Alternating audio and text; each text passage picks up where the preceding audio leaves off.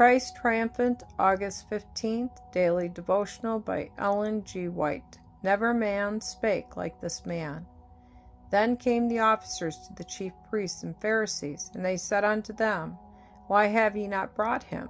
And the officers answered, Never man spake like this man. John chapter 7, verses 45 and 46. Christ came to this world just as the Old Testament scriptures foretold that he would come. Notwithstanding this, he was misapprehended and misjudged. The Pharisees were filled with a frenzy of hatred against him, because they could see that his teaching had a power and attractiveness of which their words were utterly devoid.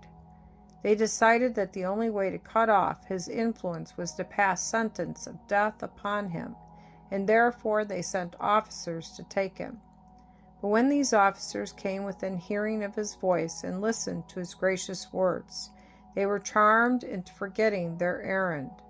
Are ye also deceived? The elders asked. John chapter 7, verse 47. Nicodemus saith unto them, Doth our law judge any man, and before it hear him, and know what he doeth? John chapter 7, verse 51. The lesson that Christ had given to Nicodemus had not been in vain. Conviction had fastened upon his mind, and in his heart he had accepted Jesus.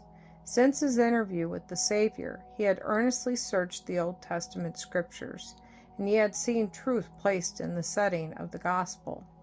The question asked by him was wise and would have commended itself to those presiding at the council, had they not been deceived by the enemy. But they were so filled with prejudice that no argument in favor of Jesus of Nazareth, however convincing, had any weight with them.